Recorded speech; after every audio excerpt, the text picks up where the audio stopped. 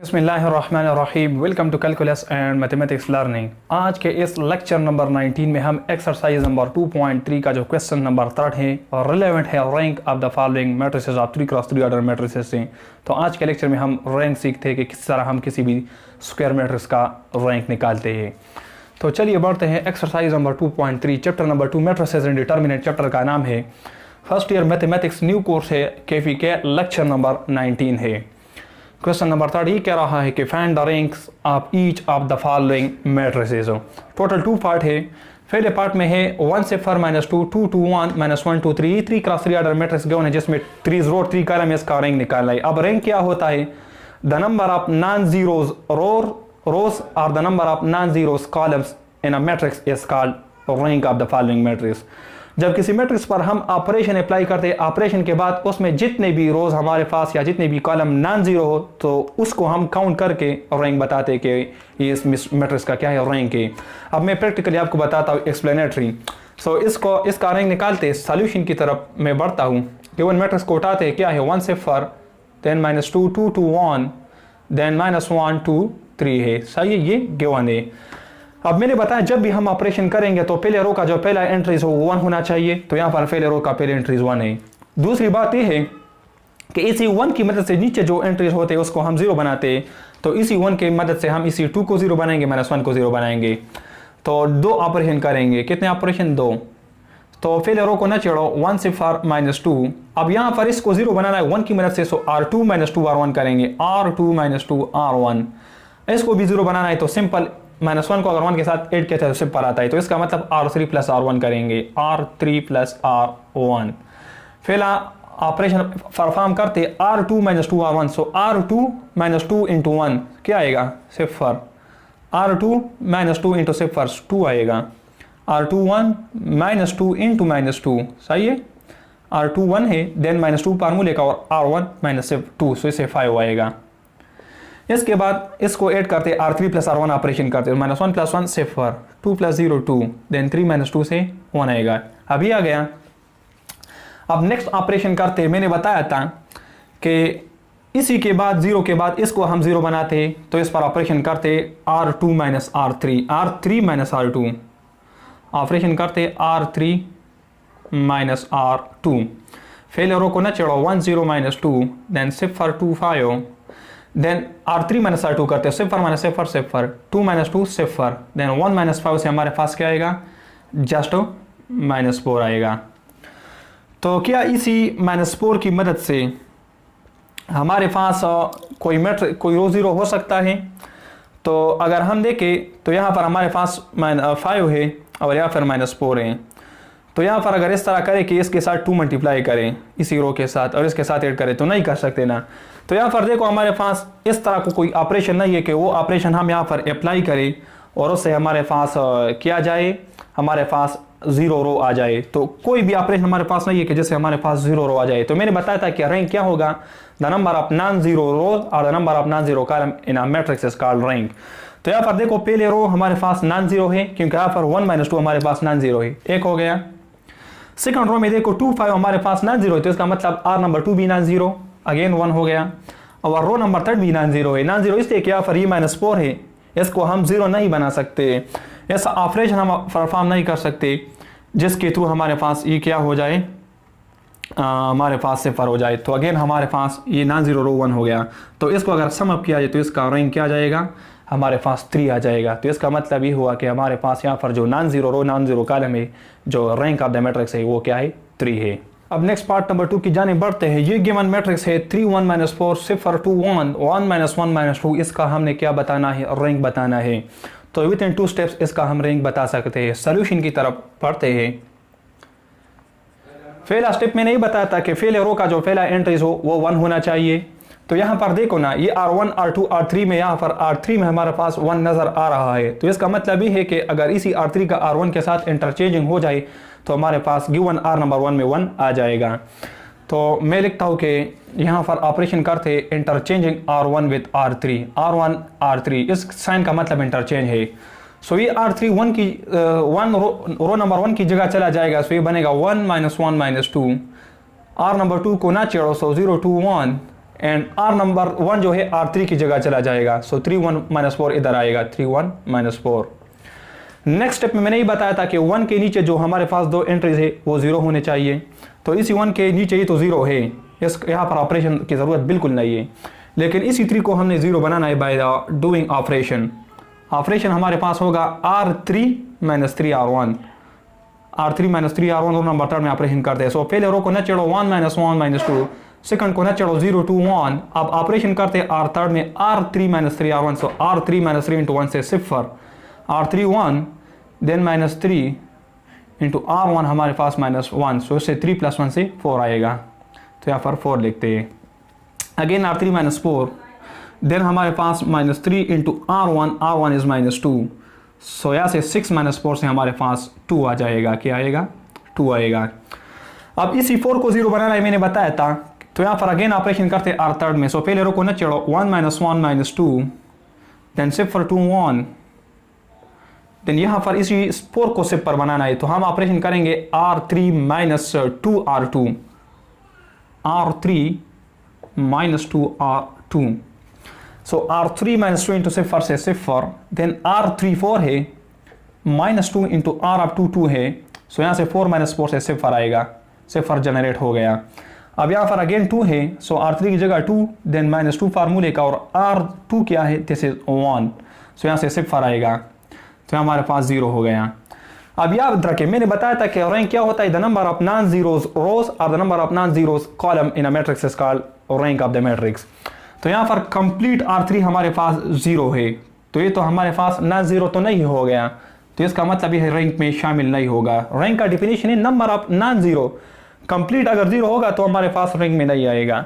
अभी हमारे पास R2 हमारे पास कंप्लीट 0 नहीं है, यहाँ पर 2 1 नॉन जीरो है, तो ये हमारे पास रैंक में शामिल हो सकता है। अब यहाँ पर देखो R1 में भी हमारे पास क्या है? ये रैंक में शामिल हो सकता है, कंप्लीट नॉन जीरो है। तो rank of this matrix will be the sum of R1 and R2। So हमारे पास रैंक क्या होगा? Rank of this matrix will be 2। Rank of the given matrix is 2। सही है। अब यहाँ पर आप इसके अलावा और जीरोस नहीं बना सकते, ना 2 को बना सकते ना 1 को। हमारे पास ऑपरेशन इस तरह के नहीं है, तो हमारे पास इसी मैट्रिक्स का रैंक क्या हो गया? 2 हो गया।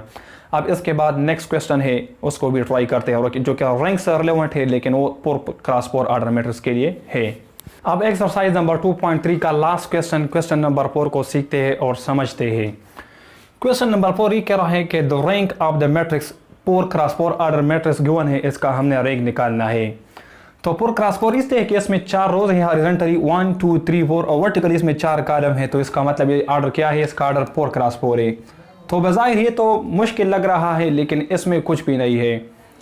तो इसका रैंक निकालते हैं, सोल्यूशन की तरफ मैं बढ़ता हूँ। मैंने बताया था कि किसी भी मैट्रिक्स का अगर आप रैंक मालूम करेंगे तो उस पर कुछ ऑपरेशन अप्लाई करेंगे। तो ऑपरेशन के लिए ज़रूरी है कि पहले रो का जो पहला एंट्रीज हो वो 1 होना चाहिए।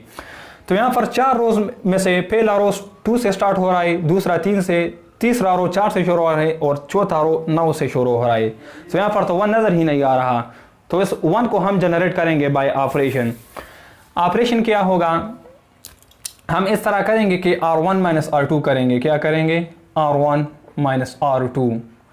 सो 2 माइनस 3, ये R1 है, ये R2 है, ये R2 ये R1। सो 2 माइनस 3 माइनस 1 देगा, 3 माइनस 4 माइनस 1 देगा, 4 माइनस 5 माइनस 1 देगा, 5 माइनस 6 क्या देगा? माइनस 1 देगा।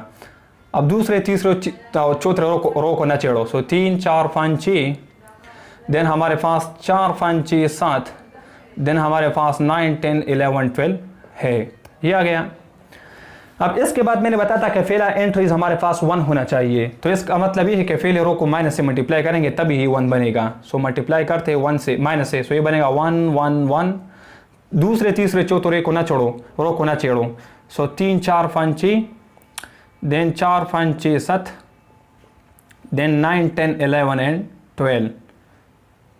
सो यहाँ पर मैं लिखूंगा minus time of R1। Minus time of R1 का मतलब R1 से मैंने माइनस मल्टीप्लाई किया, तो 1 1 1 1 आ गया। दूसरे तीसरे चौथे रो को मैंने नहीं छेड़ा है।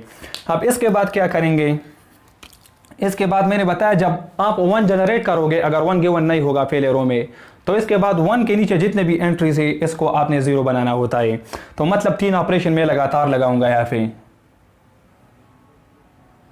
सो ऑपरेशन लगाते पहले रो को नहीं छेड़ते, 1 1 1 will comes down as it is 1 1 1।